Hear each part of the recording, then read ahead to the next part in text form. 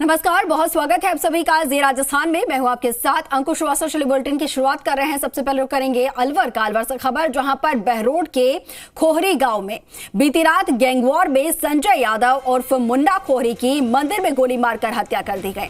हत्या की जिम्मेदारी बदमाश अजय खोहरी ने सोशल मीडिया पर पोस्ट डाल के ली है और इसका वीडियो सोशल मीडिया पर अब वायरल हो रहा है। इस वीडियो में बदमाश अजय खोहरी, उसका साथी रवि बेगपुर वीडियो में नजर आ रहे हैं और अजय खोहरी ने बताया है कि मुन्ना हमारा भाई था, लेकिन वो मान नहीं रहा था, बार बार वही गलती कर रहा था और इसलिए हमने मार दिया।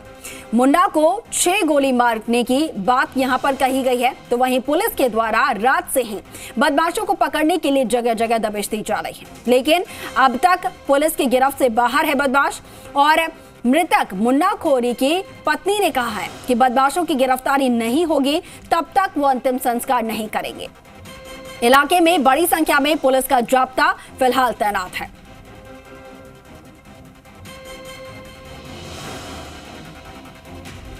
तो अलवर से खबर है बहरोड से, जहां पर मंदिर में गोली मारकर हत्या कर दी गई संजय यादव की और इसकी जिम्मेदारी ली गई है सोशल मीडिया पर पोस्ट डालकर। गैंगवॉर का ये बताया जा रहा है पूरा मामला। और ज्यादा जानकारी के साथ सहयोगी जुगल किशोर हमारे साथ फोन लाइन पर जुड़े हैं। जुगल, क्या ये पूरा मामला है, किस तरीके से ये गैंगवॉर की जो तस्वीरें यहाँ पर सामने आई है और इस तरीके से सरेआम मंदिर में गोली मारकर हत्या कर दी गई है, फिर उसकी जिम्मेदारी भी ली गई है, पुलिस की कार्रवाई भी कहां तक पहुंच पाई है? बहरोड के खोरी गांव का मामला है, जहां पर यह धुलंडी के दिन यह हादसा सामने आया था। जब मंदिर में सांस्कृतिक कार्यक्रम चल रहा था, उस दौरान होली का ही कार्यक्रम था, उस दौरान यह जो मृतक है मुन्ना खोहरी, मुन्ना यादव है, वो उस कार्यक्रम में था। फिर उसे बाहर बुलाया गया और उसके सिर में 6 गोलियां मारी गई थी। यह बड़ा हादसा था। यह गैंगवार बताई जा रही है और जो हत्या करने वाले आरोपी बताए जा रहे हैं वो भी अजय खोहरी नाम का एक युवक है, जो इसका कभी साथी और दोस्त हुआ करता था। इनकी आपसी किसी बात को लेकर पिछले काफी समय से रंजिश चल रही थी, जिसको लेकर यह वारदात हुई थी। इस हत्याकांड के बाद में क्षेत्र में सनसनी फैल गई थी, आक्रोश फैल गया था और इस समय भी अभी उसका शव का पोस्टमार्टम नहीं हो पाया, क्योंकि आरोपियों की गिरफ्तारी की मांग की जा रही है।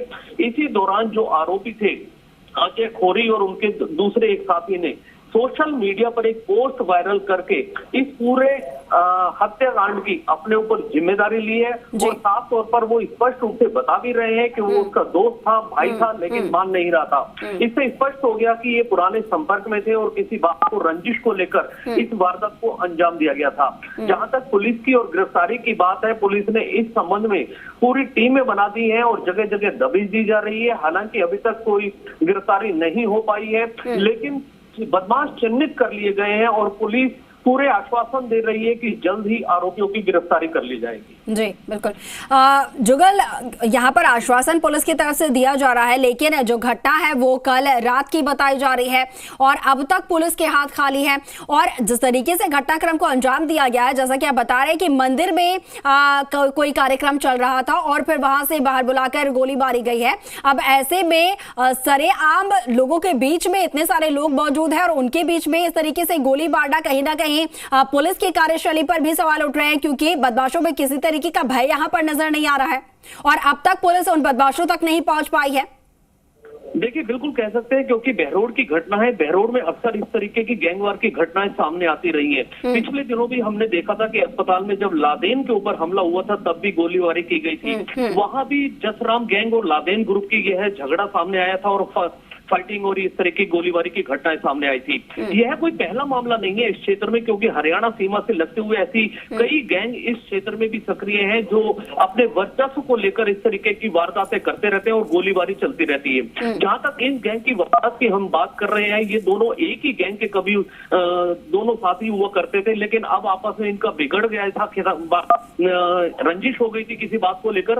उसके बाद इस वारदात को अंजाम दिया गया है। अब जहां तक पुलिस की गिरफ्तारी की बात है, पुलिस लगातार प्रयास कर रही है और पिछले जो मामले हैं वो भी लगातार पुलिस ने खोले हैं। ऐसा नहीं है, वारदात के बाद पुलिस ने पकड़े भी हैं आरोपियों को। बदमाशों पपला जैसा कांड यहाँ पर हुआ था, ऐसे बहुत सारे वारदातें हुई। अब जो यह नया कांड हुआ है, पुलिस ने वायरल वीडियो के आधार पर आरोपियों को चिन्हित तो कर लिया है, क्योंकि उन्होंने अपने ऊपर यह जिम्मेदारी ली है। अब पुलिस उम्मीद कर रही है और आश्वासन भी दे रही है कि जल्द इसका खुलासा होगा, लेकिन जो परिजन और उनके समर्थक और ग्रामीण है वो लगातार आक्रोश प्रकट कर रहे हैं कि लगातार इस तरह की क्षेत्र में घटनाएं बढ़ती जा रही है, जिससे दहशत का माहौल भी बना हुआ है। जी बिल्कुल बिल्कुल, ठीक है जुगल, नजर बना के रखिएगा, हम आपसे अपडेट लेते रहेंगे, क्योंकि अभी तक भी जो बदमाश है वो पुलिस की गिरफ्त से दूर है। अब ऐसे में पुलिस आश्वासन दे रही है, लेकिन कब तक वो पकड़ में आते हैं वो यहाँ पर देखने वाली बात होगी।